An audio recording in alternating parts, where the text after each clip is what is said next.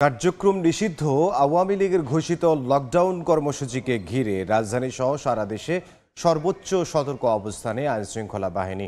সম্ভাব্য নাশকতা প্রতিরোধে শুরু হয়েছে সাঁড়াশি অভিযান, বাড়ানো হয়েছে গোয়েন্দা নজরদারি ও টহল। রাজধানীতে মোতায়েন করা হয়েছে 12 প্লাটুন বিজিবি। এছাড়া গাজীপুর ও নারায়ণগঞ্জে 2 প্লাটুন বিজিবি মোতায়েন করা হয়েছে। সকাল থেকে airport, Abdullapur, Dhanmondi 32, hotel Intercontinental, Kakrail, high court এলাকা সহ গুরুত্বপূর্ণ স্থানে নিরাপত্তা জোরদার করা হয়েছে। এদিকে ঢাকার বিভিন্ন স্থানে অভিযান চালিয়ে কার্যক্রম নিষিদ্ধ আওয়ামী লীগ ও সহযোগী সংগঠনের আরও 44 নেতাকর্মীকে গ্রেফতার করেছে পুলিশ। দুই একটা বিচ্ছিন্ন ঘটনা ঘটছে, সেটা আমরা বলছি। আমরা আমাদের কার্যক্রম আরও বৃদ্ধি করেছি এবং আমাদের পুলিশের পাশাপাশি সেনাবাহিনী রয়েছে মাঠে, বিজিবি রয়েছে এবং বিভিন্ন গোয়েন্দা সংস্থা তারাও কাজ করছে। অতএব এই যে দুই একটা বিচ্ছিন্ন ঘটনা, এই নগরবাসীর অহেতুক আতঙ্কিত হওয়ার কোনো কারণ আছে বলে আমরা মনে করি না। ইতিমধ্যে বেশ কিছু গ্রেফতারও হয়েছে ককটেল সহ। তাদেরকে জিজ্ঞাসাবাদে আমরা তাদের পেছনে ইন্ধনদাতা এবং অর্থায়নকারী যারা আছে তাদের তথ্য হয়তো পাবো। এই মুহূর্তে রাজধানীর রমনা এলাকায় আছেন সহকর্মী কামরুল হাসান, সরাসরি যাব তার কাছে।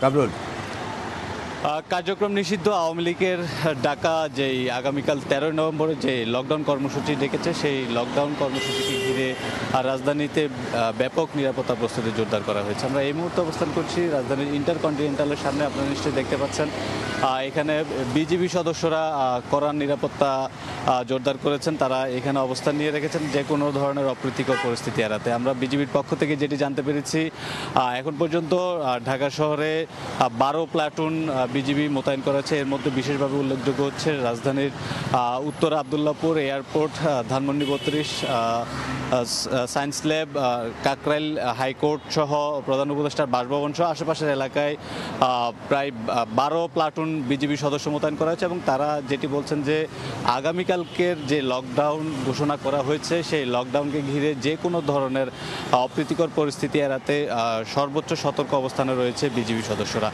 পাশাপাশি কিছুক্ষণ আগে আমরা পুলিশের, ঢাকা মেট্রোপলিটন পুলিশের গণমাধ্যম শাখার যে উপপুলিশ কমিশনার রয়েছেন তার সঙ্গে আমরা কথা বলেছি। তিনিও আমাদেরকে আসলে নিরাপত্তার বিষয়টি নিয়ে জানিয়েছেন। তিনি যেটি বলেছেন যে আগামীকালকের যে লকডাউন, আসলে সেই লকডাউনকে ঘিরে রাজধানীবাসীর নিরাপত্তার যে শঙ্কা, সেটি নিয়ে আসলে কোনো ধরনের শঙ্কা নেই।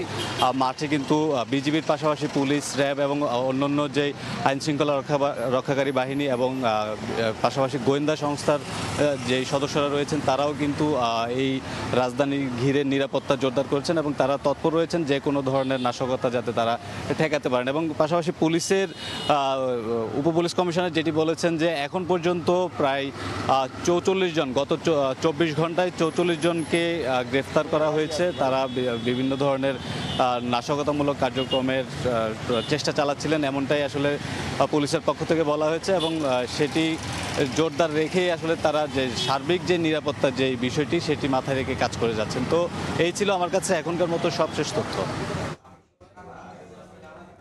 কামরুল হাসান রাজধানীর রমনা থেকে।